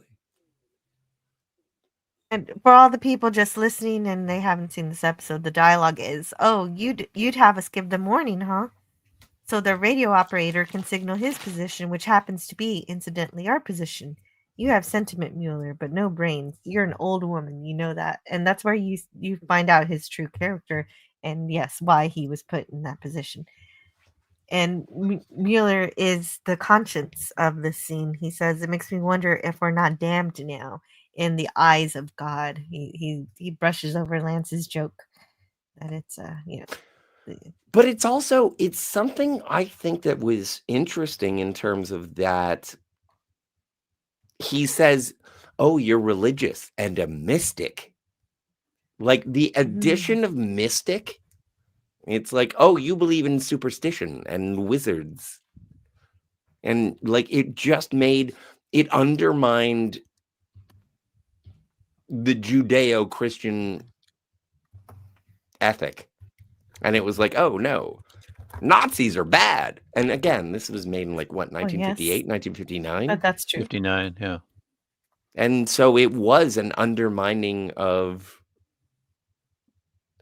Christianity? Well, Lancer is mocking it, but not Mueller, and No, yes, Lancer's the one that is judged, and not the rest of the crew. true. Yes. Belief But in you hell can is not see how I get necessarily into an that aspect of neighborhood. Christianity. What was that? I said belief in hell is not necessarily an aspect of Christianity. The Bible Okay. actually says nothing about going to hell. The Bible says we all go into the grave and we wait No, it's for hell the is second coming. Hell goes way back before then. Hell's old school. No, hell is defined in Scripture. Old Testament, perhaps, but not in the New New Testament. Testament. No, Yeah. I don't believe it is. Oh yeah.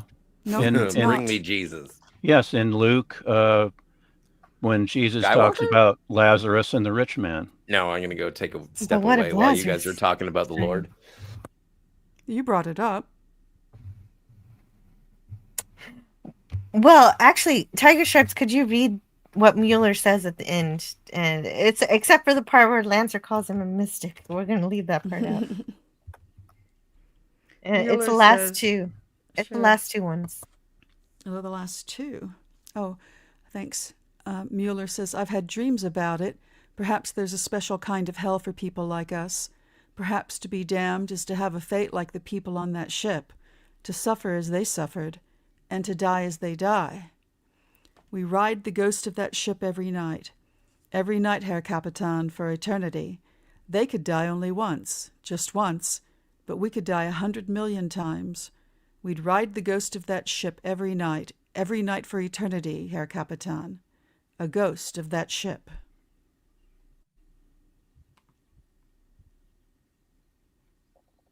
Ghost ship. And Ghost ships. he was are great he turned out stories. to be right. Yes. And there's the loop starting over again.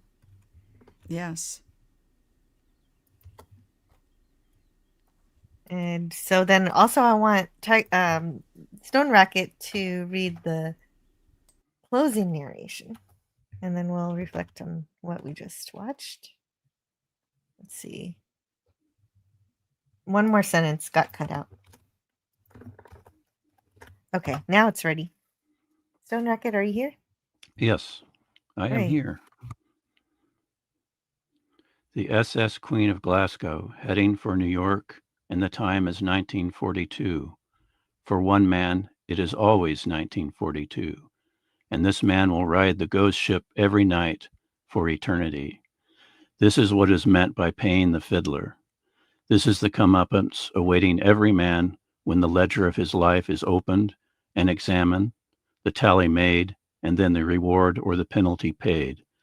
And in the case of Karl Lancer, former Capitan, Lieutenant Navy of the Third Reich, this is the penalty.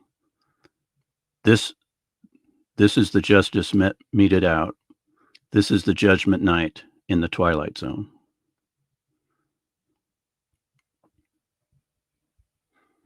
That's it. Those are our stories for today. These are story of the SS Queen of Glasgow.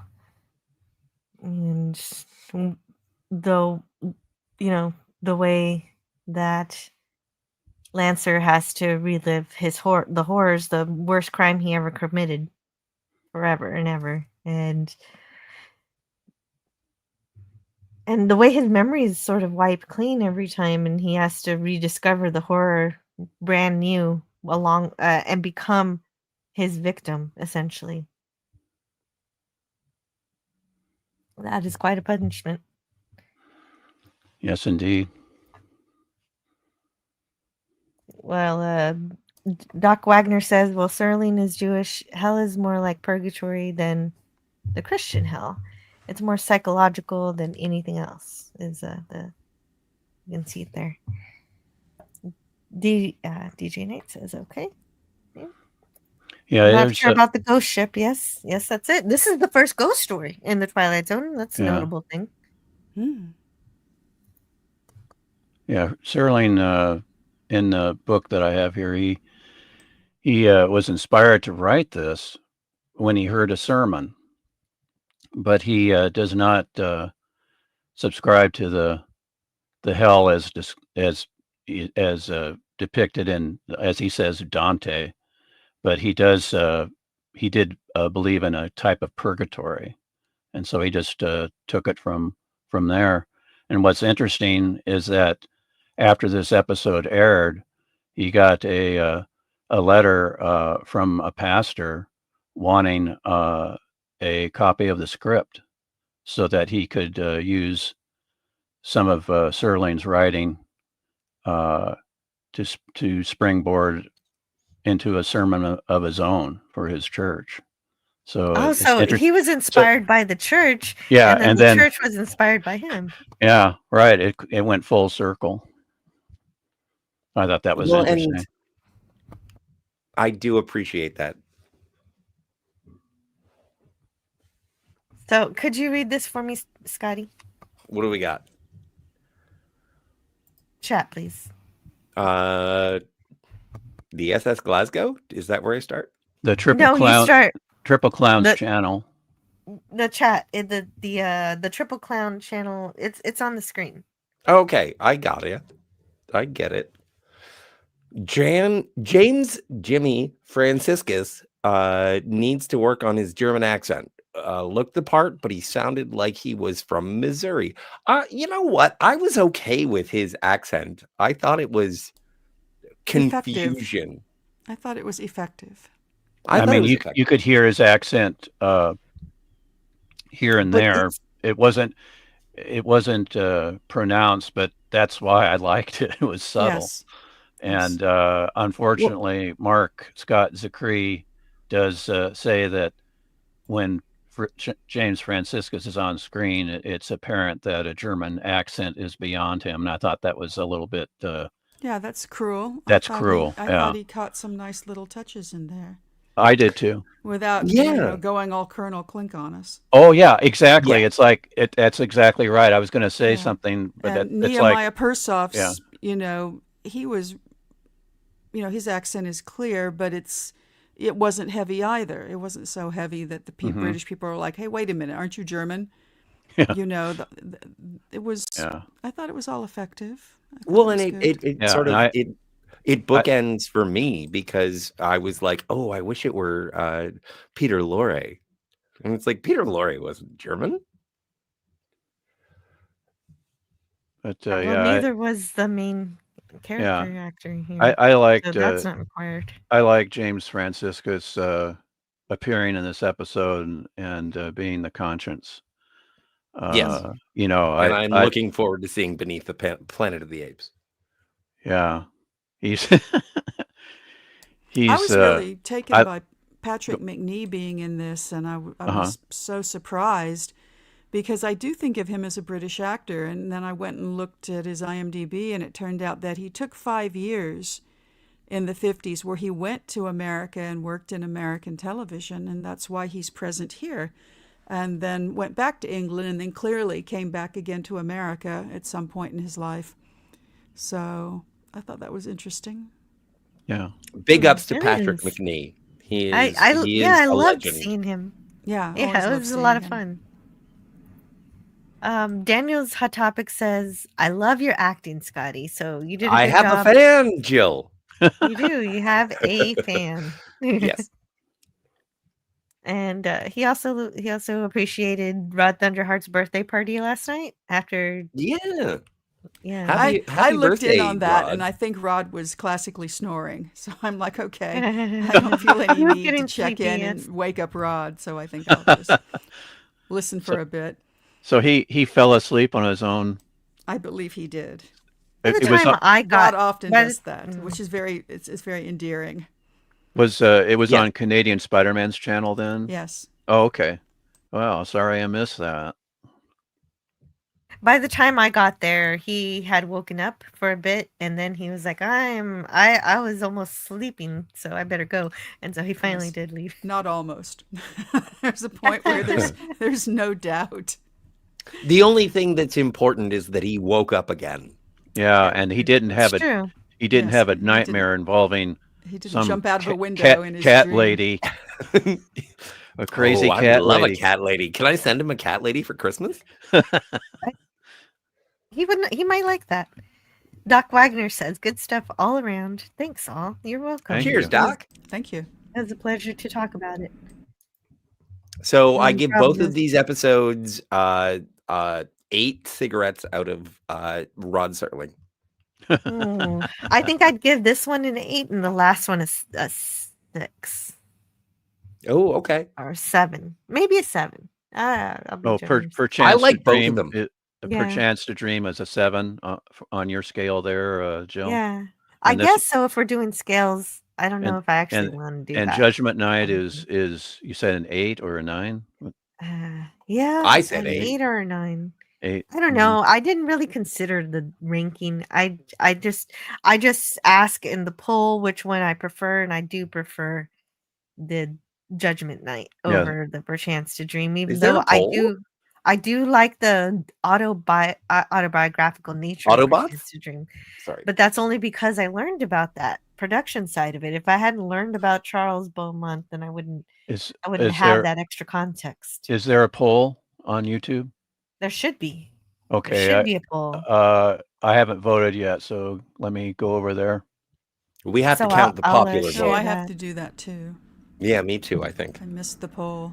I don't want Yeah. to miss the poll. Everybody go to the poll. Interaction with this channel does promote other subscribers. So if you would like to support this channel, I would recommend going to the video that you're currently watching, see if there's a poll, and vote on which episode is your fave. And I will say No, I'm it's a quite tie for surprised by me. that. I'm quite surprised. They're both by great. that. Yeah, I would say Judgment Night, like Judgment Day, is a stronger episode for me. Ice For me Tea too. promotes this channel. But Not the actually. but the we listeners are. have spoken. I think maybe our presentation Yeah, of Judgment Night Chance is to my Dream favorite. might have been more enjoyable in terms of because there was more to talk about in terms of the writer of the episode being a very interesting person. So Yeah. everyone in the chat who has voted for Perchance, Perchance to Dream, they have It's reason pulling to do up it. even now that I'm we've all saying- voted. Yeah, right. Yeah. and Judge, you know what? They have a I good would just reason. say, keep watching. Like, this is such a great show. I love the anthology nature of the Twilight Zone. This is great so far. There have been ups and downs, strikes and gutters, but these are amazing stories. I don't think I anything went love in the the gutter Twilight for Zone. me. Jill, Maybe a split. you have removed my boxer shorts in terms of my discovery of the Twilight Zone. I've always known that I should like it, and now that I've been watching it, it's like this is the best. As long as all that was metaphorical. It is all metaphorical. I don't even wear boxer shorts. Oh, that might be worse. Oh no, it's fine, The Commander. Shrek reviewer. Hey. Hey, Hello Shrek. to the Shrek reviewer. It's great to see you today. We just reviewed 2 episodes of The Twilight Zone, and we have 2 more next week. What do we got next week? Next week, we have this is the season of gift giving. Big gifts and little gifts and expensive ones and not so expensive ones.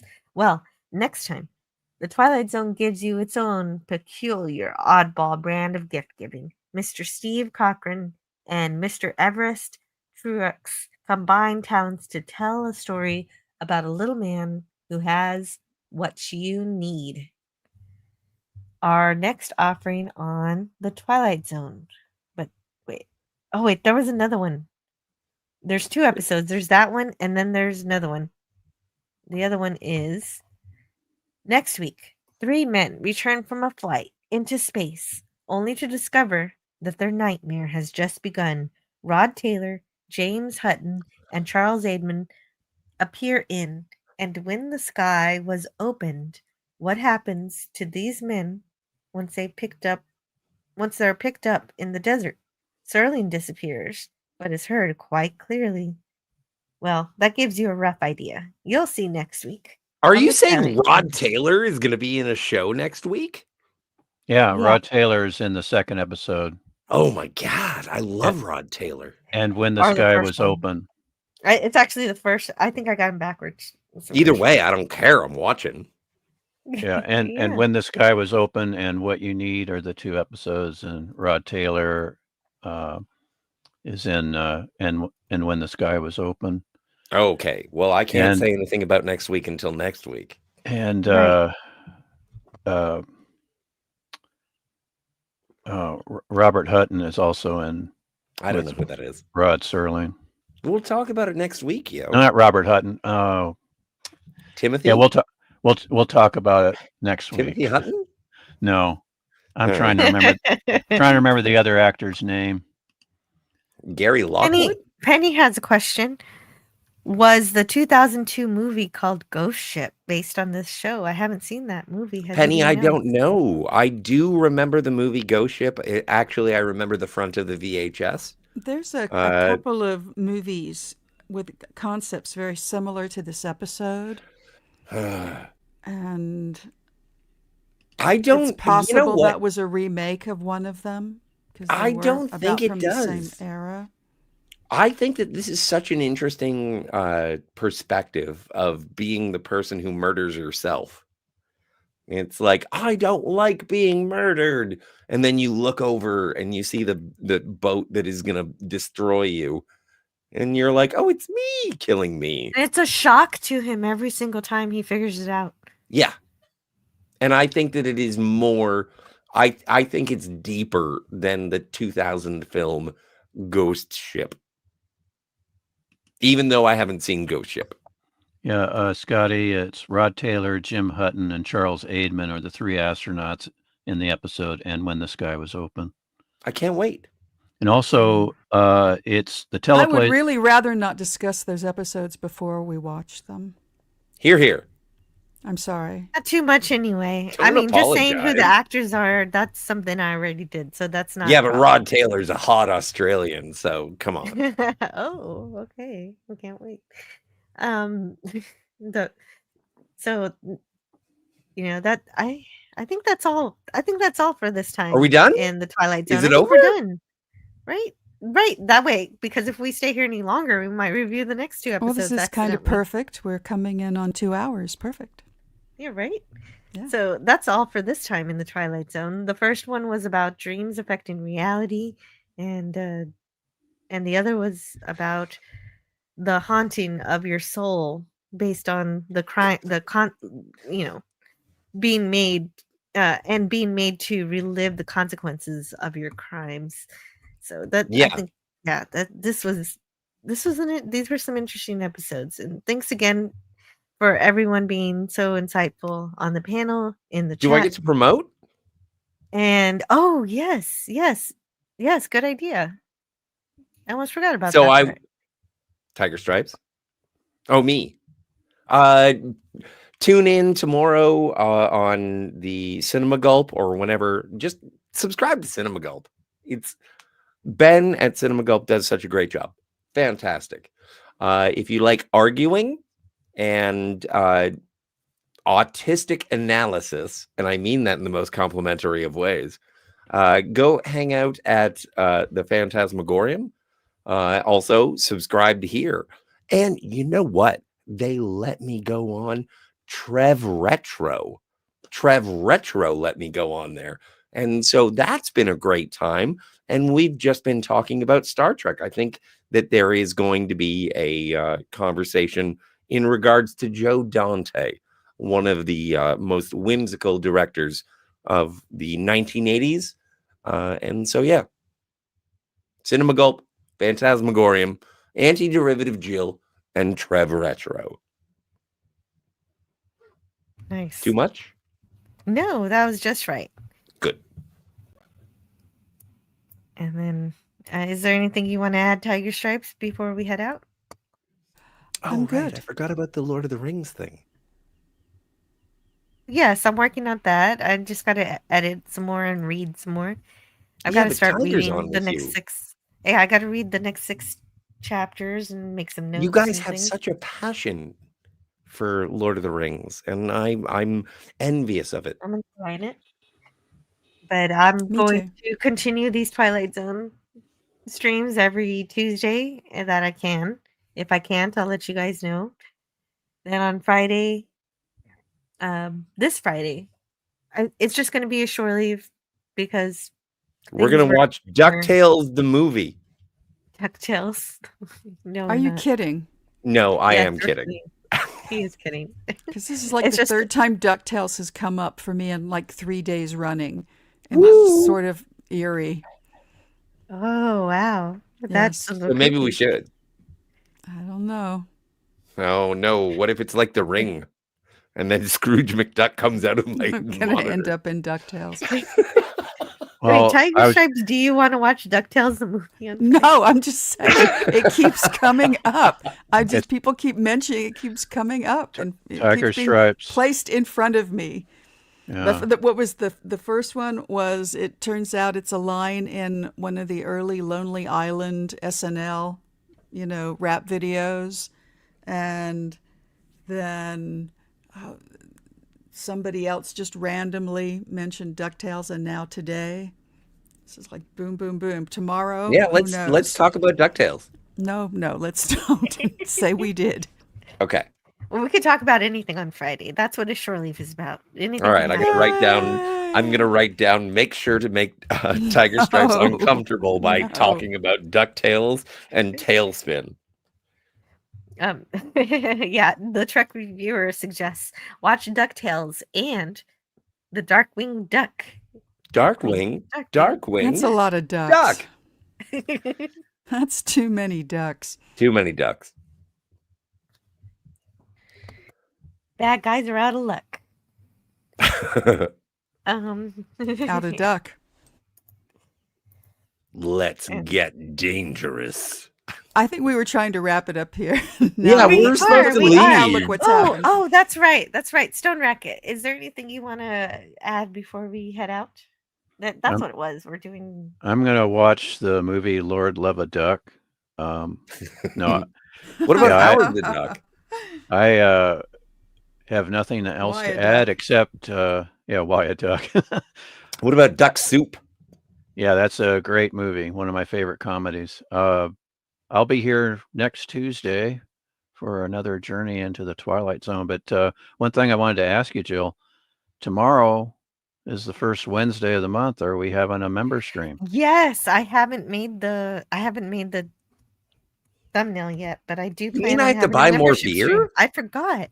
Yeah, I forgot. No, you shouldn't drink for the membership stream. You should wait until you show up on Ben's show later on that night. and Oh, start that's then. true. That's true. That way you're fresh for Ben. Yes. But yes, let's have a membership stream tomorrow. Thank you for reminding me. I completely forgot. I was going to work on The that later. sun will come out tomorrow. And But once again, yeah, yes, we can talk about things and stuff on your member stuff stream. and things. Stuff and Anything. things. Oh, and things are even more open to conversation than even a regular shore leave. So anything can happen in a membership stream.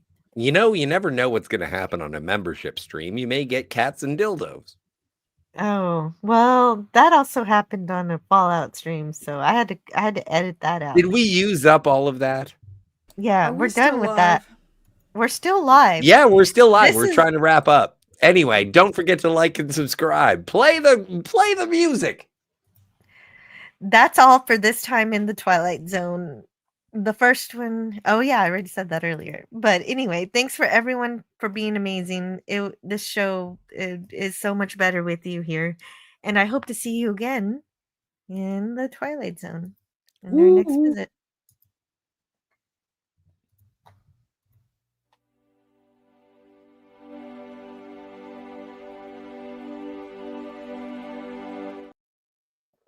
I almost forgot the poll.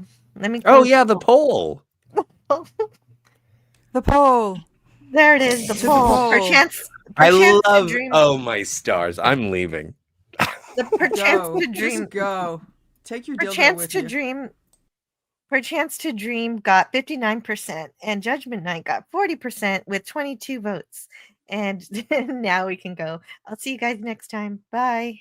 Bye-bye.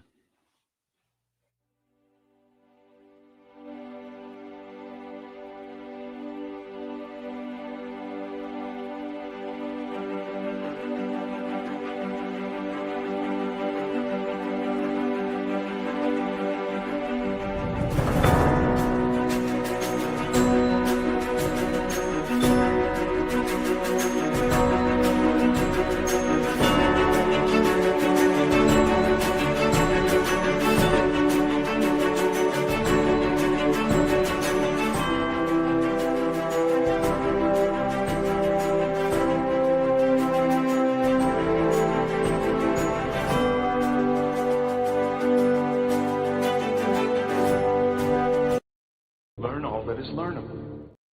And the ways our differences combine to create meaning and beauty. It has always been easier to destroy than to create. May we together become greater than the sum of both of us. Well, now you have something new to think about. Carry on. All right, move along. Done. Stop it. Get off of the things. Go outside. Get some food.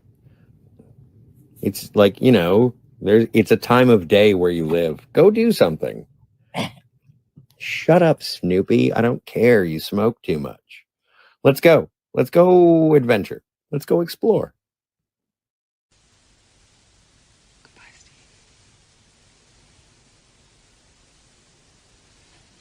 Emma.